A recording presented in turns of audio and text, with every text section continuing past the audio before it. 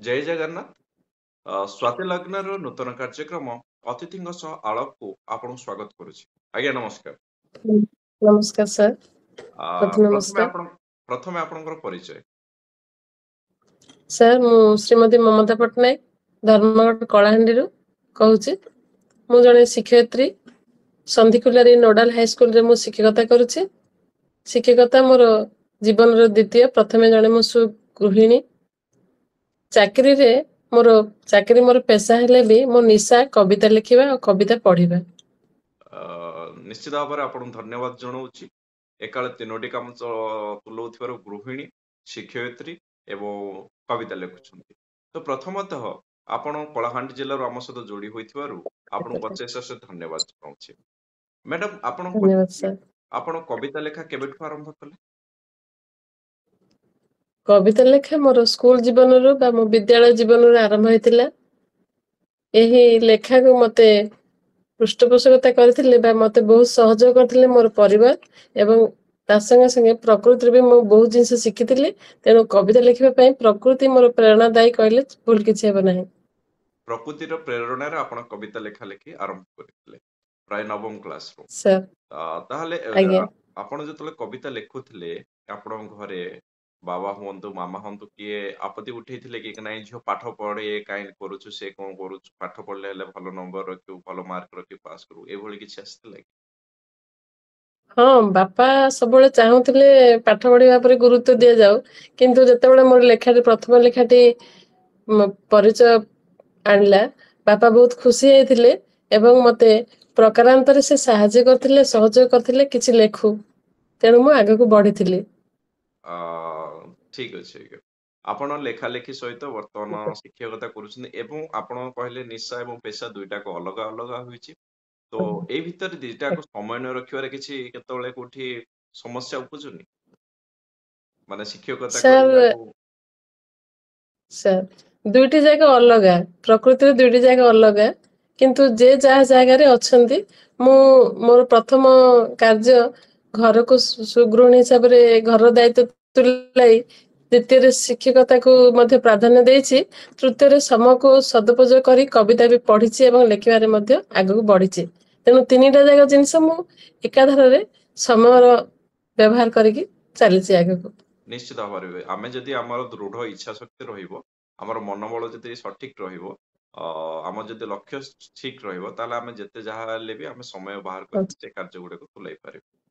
ତ ବର୍ତ୍ତମାନ ମୁଁ ଆଉ ଗୋଟେ ପ୍ରଶ୍ନ ଆପଣ କେବଳ କବିତା ଲେଖନ୍ତି ନା ଗଳ୍ପ ଲେଖନ୍ତି ନା ଅନ୍ୟ କିଛି ଲେଖନ୍ତି? ଆଜ୍ଞା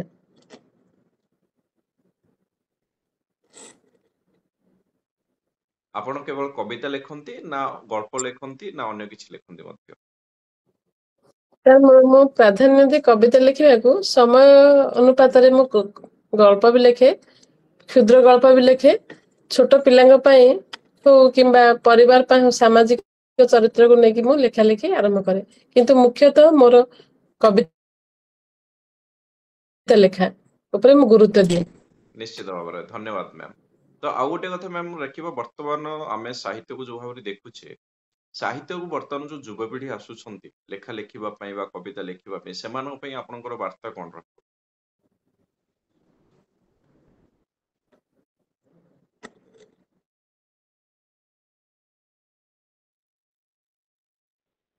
ଯୋଉ ଯୁବପିଢି ଆସୁଛନ୍ତି ସେମାନଙ୍କ ପାଇଁ ସାହିତ୍ୟକୁ ଯୋଉମାନେ ଭଲ ପାଉଛନ୍ତି ଯୁବପିଢି ସେମାନଙ୍କ ପାଇଁ ଆପଣଙ୍କର ବାର୍ତ୍ତା କଣ ରହିବ?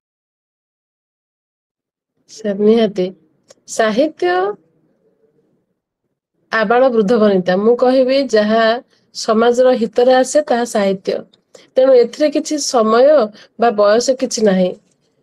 ଯୁବକ ତରୁଣ ହଉ କିମ୍ବା ମାନେ ଶିଶୁ ହଉ କିମ୍ବା ତରୁଣ ହଉ କିମ୍ବା ମାନେ ଯୌବନ ଅବସ୍ଥା ହଉ କିମ୍ବା ବାର୍ଦ୍ଧକ୍ୟ ଅବସ୍ଥା ହଉ ଯେକୌଣସି ସ୍ଥାନରେ ଯେକୌଣସି ସମୟରେ ବି ମଣିଷଟି ଯଦି ଦୃଢ ମନୋବଳ ନେଇ କିଛି ଲେଖିବାକୁ ସମାଜର ହିତ ପାଇଁ କିଛି କରିବାକୁ ଚାହେଁ ତାହା ତାର ଲେଖା ମାଧ୍ୟମରେ ପରିପ୍ରକାଶ ହୁଏ। ତେଣୁ ଯୁବପିଢିକୁ ମୁଁ କହିବାକୁ ଚାହେଁ ଯେ ସମୟ ଅନୁସାରେ ନିଜର କର୍ତ୍ତବ୍ୟ କରିବା ସହିତ ଯୁଗୋପଯୋଗୀ ହେବାକୁ ଚେଷ୍ଟା କରିବା ଉଚିତ ଆଉ ସମାଜର ହିତ ପାଇଁ କିଛି କିଛି ପ୍ରେରଣା ଦେବା ଉଚିତ ଏବଂ ସଚେତନ ହେବା ମଧ୍ୟ ଦରକାର।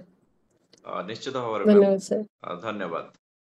ତ ବର୍ତ୍ତମାନ ଆମେ ମାନେ ଯୋଉମାନେ ଆମେ ଲେଖା ଲେଖୁଛେ କବି ବନ୍ଧୁ ମାନେ ଆଜ୍ଞା ଯୋଉମାନେ ଆଜ୍ଞା। ବର୍ତ୍ତମାନ ଲେଖୁଛନ୍ତି ଅଲରେଡି ସାହିତ୍ୟକୁ ଭଲ ପାଉ ସେମାନଙ୍କ ପାଇଁ ଆପଣଙ୍କର କଣ ରହିବ କଥା ସେମାନେ କଣ କରିବା ଉଚିତ?